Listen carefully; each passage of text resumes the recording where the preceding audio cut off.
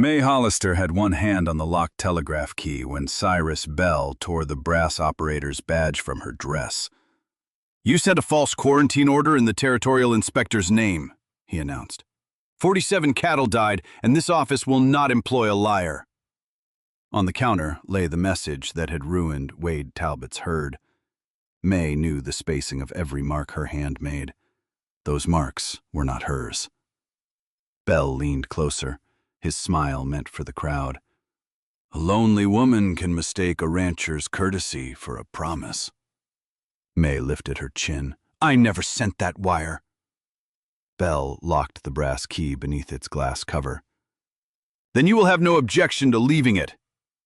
The sounder snapped behind him, 3 hard clicks, a pause, then Silver Cross Station's own call sign hammered across the line while Mae's hands were in plain sight. She seized a pencil and wrote, "Talbot authorizes sale of remaining stock to Crown Yard, $4 a head." Wade Talbot stepped out of the crowd. "That is another lie." Bell reached for Mae's copy. Wade caught his wrist before he could tear it, and Mae heard the tiny, dragging pause inside every letter R, the same limp hidden in the message that had cost her name. For 6 years, Mae had recognized men by the way they walked through a door, and operators by the way they walked across a wire. Every telegrapher had a fist. Some sent with neat military rhythm. Some crowded their dots. Some leaned too long on a dash when they were angry or tired. The sender on the line that morning shortened every C and dragged the final stroke of every R. It was not Mae's fist. It was one she had heard before. Cyrus Bell pulled his arm free of Wade's grip. He was a narrow man in a black broadcloth coat, silver-haired at the temples, and he wore authority as if it had been tailored for him. As district superintendent for the Mountain Telegraph Company, he controlled every operator between Red Gap and Fort Benton. He also knew how frightened a town became when its railroad wire could not be trusted. "The message came from somewhere west," Bell said. "Miss Hollister may have arranged for an accomplice." "While arranging to be humiliated in front of half the town?" Wade asked. Bell's eyes cooled. "Your losses do not qualify you to interfere with company discipline, Mr. Talbot." Wade was tall enough that Bell had to lift his chin to answer him. Dust whitened the shoulders of Wade's worn brown coat, and a fresh rope burn crossed one weathered hand. He looked like a man who had spent 3 sleepless nights beside thirsty cattle, because that was precisely what he had done. He released Bell and stepped back, but he did not move away from Mae. Mae laid her written copy flat on the counter. "Send to Willow Bend. Ask Ada Pike whether that message passed through her relay." Bell folded his arms. "You no longer give orders in this office." "Then give the order yourself." "The line is occupied." The sounder had gone quiet. Everyone in the room could hear the silence. Bell took Mae's coat from its peg and placed it on the counter. "Leave before I call the marshal." Mae wanted to plead. She wanted to remind him that she had worked through blizzards, floods, and one depot fire without losing a single life-or-death message. She wanted to tell the crowd that her body had never made her foolish, desperate, or grateful for scraps of male attention. Instead, she put on her coat, gathered the 2 message copies, and walked through the space Wade opened for her. Outside, late September sunlight struck the rails so brightly that she had to blink. The platform smelled of coal smoke, cattle, and dry pine. Behind her, the depot doors closed on the only profession she had ever loved. Mae had saved $211 toward a private telegraph agency in Coppervale, a mining camp growing north of the river. She had planned to buy a sounder, batteries, a proper oak desk, and enough wire to reach the rail junction. All she still needed was a district letter certifying her 6 years of good service. Bell could now make certain she never received it. Wade followed her to the end of the platform. "Miss Hollister!" She kept walking. "Mae!" She turned so sharply that the hem of her gray skirt swept dust over his boots. If you have come to tell me you never courted me, save your breath. I knew that before Mr. Bell used it to entertain the town. Wade removed his hat. His dark hair was flattened where the brim had rested, and fatigue had deepened the lines beside his eyes. I came to say the first message was not yours either. You believed that before the second one? He took a moment. She respected the pause more than a quick lie. I did not know, he said.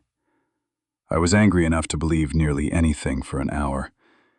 Then I read it again. You once corrected a freight clerk for changing the word heifer to steer because you said a wire was no place for a man's guess. I could not fit that woman to a forged quarantine order. It was not trust, not yet, but it was attention. Mae looked back toward the depot windows. Bell stood inside, watching them. The second sender has a crooked fist, she said. A short C, a long last stroke on R, and there was a faint return stroke after the station sign. Wade frowned. In cattleman's language? Someone may have cut another battery and key into the main wire. Not at a proper office, somewhere with a poor ground. The current travels in, stumbles, and echoes. Can you find where? Mae studied the line of poles marching west from town. With a galvanometer and a repair map.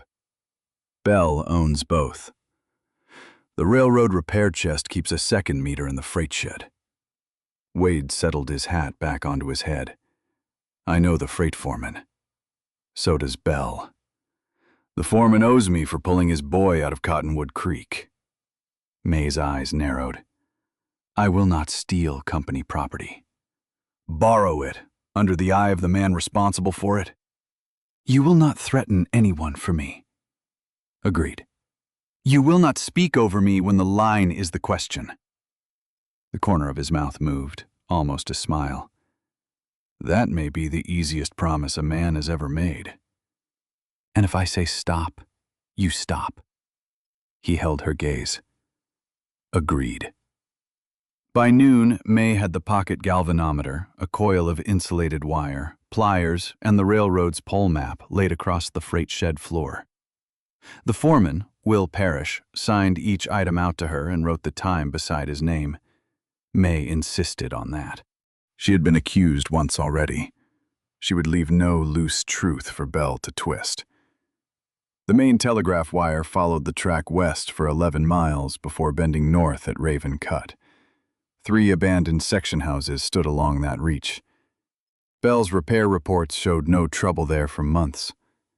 Mae's own message book told a different story. She kept personal practice sheets in a trunk at Mrs. Vale's boarding house. That afternoon, she spread them over the dining table while Wade stood with his hands braced on the back of a chair, careful not to crowd her. She found the quarantine order, then 2 earlier messages she had marked because their rhythm had bothered her. One had delayed the Bar S cattle train for a non-existent track washout. Another had claimed a veterinary inspection at Red Gap would take 3 days. Both ranches had sold distressed cattle to Crown Yard before their trains moved again. Both messages carried the shortened C and dragging R. Wade tapped the buyer's name written in the margin. Owen Krane. Mae looked up. Krane was Crown Yard's purchasing agent, a broad-faced man who wore polished boots even among pens. 6 months earlier, during a winter storm, Bell had brought him into the Silver Cross office to relieve Mae for one night. Krane claimed he had been an operator in Omaha before cattle paid better. Mae remembered lying awake in the small room behind the office, listening through the wall as his key stumbled over the dark. Short C, dragging R. I know that fist, she said. Wade's jaw tightened. Then we take this to Marshal Finn. We take him a memory, 2 suspicious copies, and a business pattern. Bell will call it spite. Krane will call it coincidence. What would make it proof? The illegal cut-in. It's battery jars, wire scars. Something connecting Bell or Krane to the place.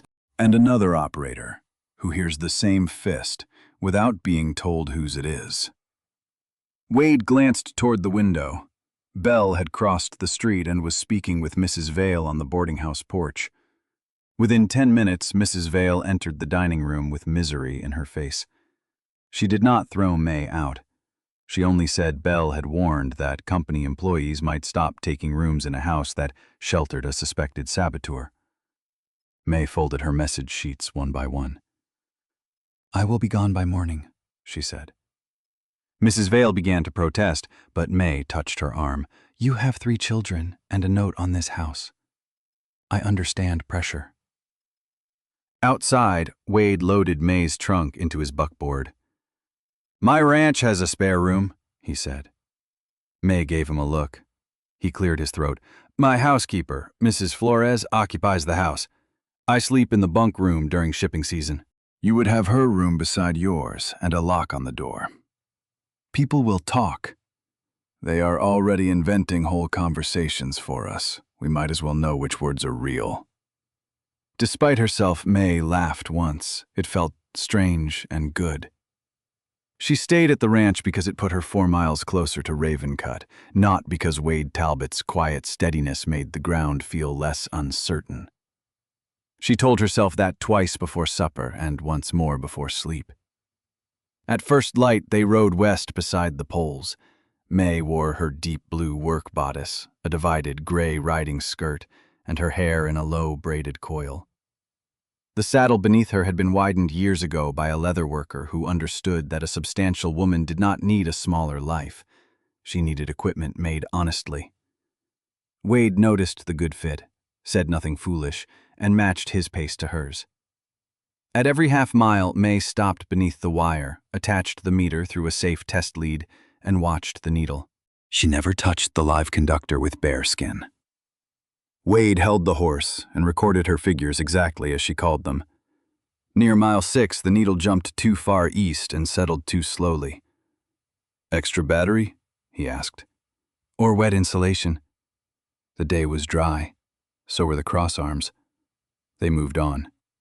At mile 8, Mae found a fresh scrape on the iron tie wire below an old glass insulator. Someone had climbed the pole with spurs, cut through the weathered wrapping, then closed it again with newer copper. Wade crouched beside the pole. One boot print remained in a patch of soft ground. The left heel had a triangular piece missing. "Crane's polished boots?" Mae asked. "Could be half the boots in Montana." She nodded, pleased that he did not reach farther than the evidence. The illegal lead ran from the pole through sage and young pine, shallow buried where the ground softened. They followed it with the first abandoned section house. The building stood in a fold of land hidden from the track. Its roof sagged, but smoke stains marked one side of the chimney. Inside, dust lay thick except along a path between the door and a rough plank table. The table held 2 empty glass battery jars, blue crystals dried around their rims. A brass screw and clipped lengths of insulated wire lay beneath it. Someone had removed the key and sounder not long before. Mae reached under the edge of the table and found 4 shallow grooves worn into the wood. The left pair sat closer together than the right. "A key was mounted here," she said. "Not for one night. For months." Wade looked through the broken window toward the line. "Belle will say an unknown drifter did it." "Then we keep looking." The floorboard beneath the table creaked. Mae knelt, wedged her fingers into the gap, and pulled. The board resisted, then came free with a shower of splinters. Beneath it lay a scrap of Crown Yard invoice paper and a stub of blue pencil. Only 3 words remained on the torn scrap. Bars, Talbot, Mercer. 3 ranches, 3 delayed shipments, 3 forced sales. A shadow crossed the doorway. Wade moved between Mae and the light, but the man outside did not enter. Hooves pounded away through the trees. Wade reached for his revolver. "Stop," Mae said. His hand froze. "If you chase him, I am alone with the evidence. If you fire, Belle calls this a gunfight invented by a desperate rancher. We take what we can lawfully carry and leave the room as we found it." Wade let his hand fall. "Your line," Your call. They wrapped the invoice scrap and blue pencil in Mae's clean handkerchief. Will Parrish had seen the blue pencils Bell ordered for district offices, but that still was not enough. Crown Yard used printed invoice paper by the crate. Outside, Mae reached for the illegal lead where it emerged beneath the wall. The cut end snapped back and scored her palm. Wade caught her wrist, then immediately loosened his grip. May I? She looked at his hand around hers. It was large and rough, but there was no ownership in it. Only a question. Yes. He poured water over the cut and bound it with a strip torn from the clean lining of his neckerchief. His head bent close. Sunlight caught the brown in his beard and the tired kindness around his mouth. Bell was wrong about one thing, he said. Only one? My courtesy was never pity. The warmth that rose in Mae had nothing to do with the sun. She pulled her hand back only after he finished the knot. Do not turn that into a promise you have not considered. I will not. And do not assume I need one today. I do not. That answer followed her all the way to Willow Bend. Ada Pike, the operator there, was a spare woman of 50 with silver threaded through her red hair. She closed the station door, listened to Mae's account, and examined the copied messages, without being told whom Mae suspected. I have heard this sender, Ada said. He crowds H, shortens C, and drags R when he thinks ahead of his hand. Came over the line twice after midnight this summer. Signed Silver Cross both times. Did you log them? Mae asked. Ada opened a locked drawer. I log everything that feels wrong. Her book showed the dates and exact times. They matched the Bar S delay and the Mercer inspection order. Then the sounder called Willow Bend. Ada answered. The message came from Dr. Edwin Shaw, the territorial livestock inspector in Helena. Mae listened while Ada copied. Shaw to Silver Cross authorities. I issued no quarantine on Talbot herd. Signature forged. Arrive tomorrow noon to examine records. At the end, Shaw added his private verification word, larch, a word Ada said he used only in authenticated stock orders. The false quarantine had ended with no verification word at all. This was corroboration, but Mae knew Bell's answer before he gave it. A forged signature did not identify the forger. The cut-in proved illegal sending, but not who had operated it. Ada's ear supported Mae's ear, but the town would still have to choose whom it believed. The truth needed to arrive where no one could dismiss it. On the ride back, smoke lifted above Ravencut. They urged their horses forward. Flames had swallowed the abandoned section house. The roof dropped inward as they reached the ridge. Wade swore beneath his breath. Mae dismounted and stood where the heat could not reach her. The invoice scrap was safe inside her bodice. The illegal lead still ran from the pole, though fire would consume its end. Someone had watched them. Someone had known exactly what they found. We made him afraid, she said, or desperate. The difference mattered. At Wade's ranch that evening, 3 riders waited near the corral. Owen Krane stood at their front in polished black boots. A triangular piece was missing from his left heel. He carried a contract from Crown Yard. $4.50 a head for what remains, Krane said. More generous than the wire authorized. Wade did not take the paper. Your banknote comes due Saturday, Krane continued. Bell's company has witnesses who say Miss Hollister altered the quarantine message. Sign tonight. Blame the delay on her and you may keep the north pasture. Mae stood on the porch beside Mrs. Flores. Wade could save part of his ranch with a signature and a sentence. He had no duty to spend his land on her name. Krane held out the pen. Wade took it, broke it between his fingers, and dropped the pieces at Crane's feet. I will lose cattle before I sell a lie. Crane's face hardened. Then you may lose the ranch with them. As he turned his horse, Mae saw the blue pencil behind his ear. Wade watched the riders disappear. Do not say it. Say what? That I should have signed. I was going to say you broke a perfectly serviceable pen. He laughed, tired and surprised. Mae felt the sound settle somewhere inside her that had been empty a long time. Later, she found him in the barn, rubbing liniment into the foreleg of a dun mare. His shirt was open at the collar, sleeves rolled over strong, work-scarred forearms. He had lost 47 cattle because of a message bearing her station sign. Yet he handled the frightened mare with patience, never forcing her weight onto the sore leg. Why did you refuse? Mae asked. Because you told the truth. Men have sold more for less. I have too. He set down the liniment. When my father died, I sold the South Meadow to pay debts I was too proud to admit. I have spent 8 years pretending the missing fence did not bother me. Land can be earned back. A man's knowledge of himself is harder. Mae leaned against the stall. My father taught me Morse because he thought every daughter should possess a skill no husband could take away. When he died, the company called me a temporary girl. 6 years later, I am still a girl whenever they wish to pay me less, and suddenly a dangerous woman when they need someone to blame.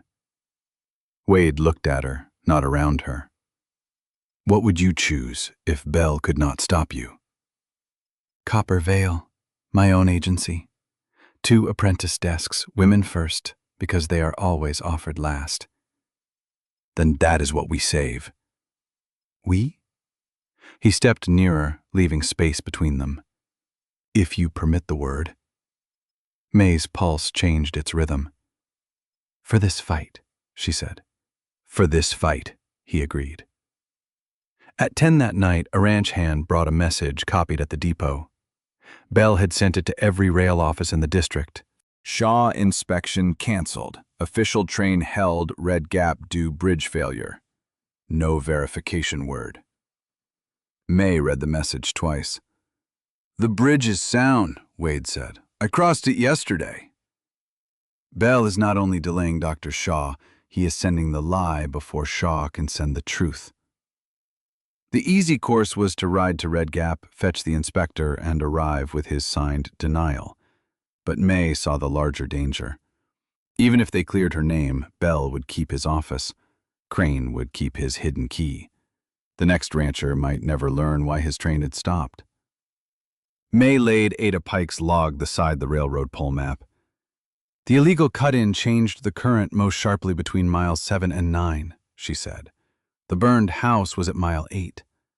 Belle will assume the instrument burned with it. But if Krane intends to send again, he needs another dry place near the same lead. Wade pointed to an old pumping shed beside Raven Creek. Here. And he will send at a time Belle can predict, tomorrow, before Shaw is due. Mae nodded. We do not chase Krane. We let the line bring him to us. Her plan required people Belle could not dismiss. Ada Pike would monitor from Willow Bend. Will Parrish would bring the railroad's old embossing register, a machine retired when sounders became common, but still capable of pressing dots and dashes into a moving paper strip. Marshal Finn would place 2 deputies near the pumping shed. Wade would guide them there, then return to Silver Cross before the public inquiry Belle had called for 11. Mae would sit in the depot and listen. At dawn, she sent Dr. Shaw a message through Willow Bend, warning him not to trust any district order without the word Larch. She asked him to continue to Silver Cross by handcar from Red Gap if his train remained held. It was an emergency instruction, and she signed her own name, not the company's. Then she spent $43 of her Copper Vale savings hiring a wagon to bring the Bar S and Mercer ranchers to town. Their losses belonged in the room, not as figures on a page. Wade objected when he learned the cost. Your savings are your future. This is what they are buying today. Let me repay it. If you offer before the inquiry, it will look like wages for my loyalty. He understood at once. After? After, you may ask. I may refuse. There's the operator I know. By 11, the Silver Cross depot overflowed. Ranchers stood along the walls. Railroad men filled the doorway. Mrs. Vale came with all 3 children.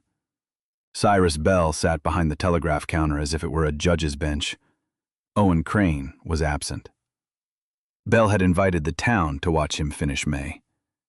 He began with her dismissal record, then read statements blaming her for unauthorized access to company equipment. He held up the borrowed galvanometer as proof of sabotage until Will Parrish produced the signed checkout sheet. Bell changed direction. He said Mae had persuaded Wade to support her with the promise that clearing the quarantine would restore his herd's value. Wade answered that dead cattle did not increase in value when a woman told the truth. Laughter moved through the room. Bell did not join it. Then he turned to the wound he thought would weaken her. Miss Hollister's attachment to Mr. Talbot has been observed for months. Rejection can produce unstable conduct, particularly in a woman who has received little admiration. The words landed. Mae felt every old glance in them. The dressmakers who made her sleeves shapeless, the dancers who looked past her, the men who called her handsome only when they wanted a favor. For one breath, shame pressed its familiar hand against her throat. Wade shifted beside her. Mae touched his sleeve without looking at him. Wait. She stepped forward on her own. Mr. Bell, you may discuss my work, you may discuss the messages, you may not use my body to explain a crime you cannot prove. No one laughed. I did not forge the quarantine. Dr. Shaw did not send it. Ada Pike heard the same unauthorized fist on 2 earlier nights.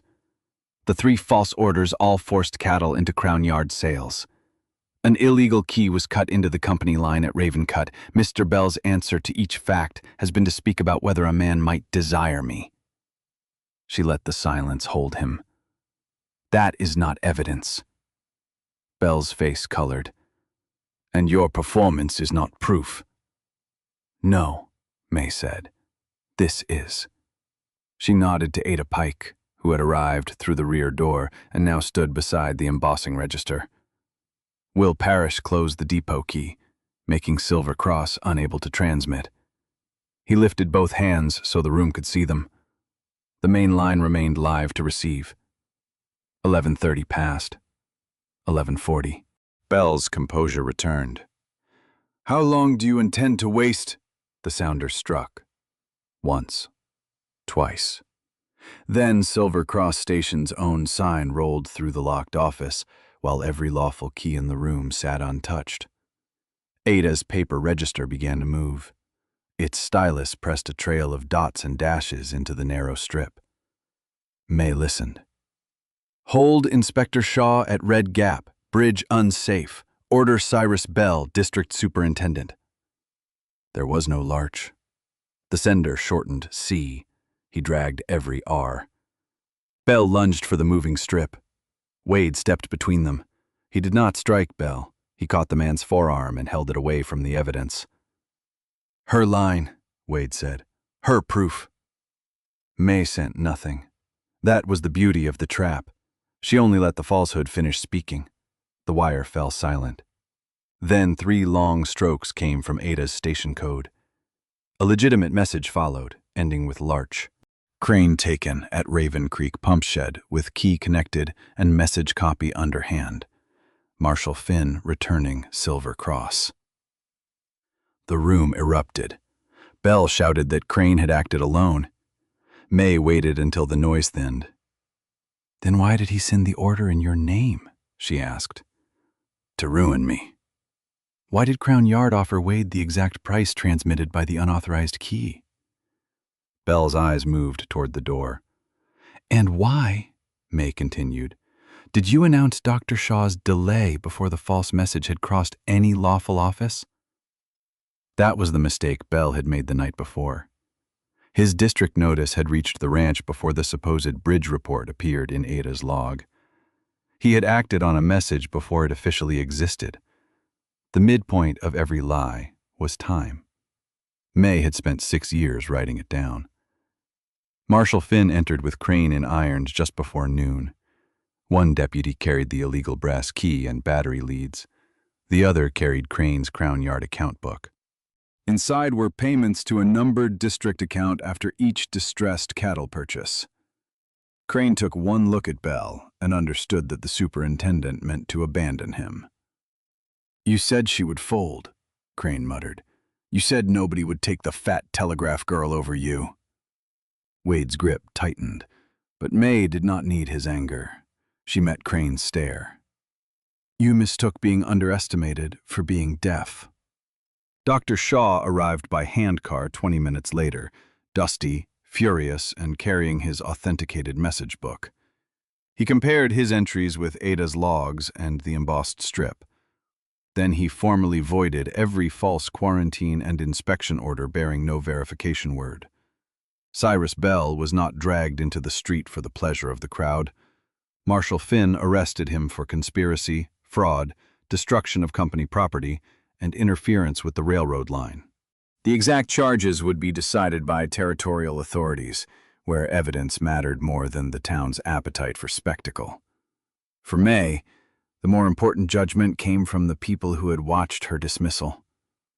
Will Parrish returned the brass badge Bell had torn from her dress. He did not pin it on her. He placed it in her open palm. "Yours to accept or refuse," he said. Mae closed her fingers around it. "I will accept temporary charge of this office on 4 conditions." Company directors had not yet arrived, but Dr. Shaw smiled. "Name them for the record." "All quarantine and track safety orders require a private verification word. Every emergency wire receives a duplicate log at the next relay. No district officer may erase an operator's personal notation. And the company will certify my full 6 years of service, including today." "Anything else?" Mae thought of Coppervale. "Yes.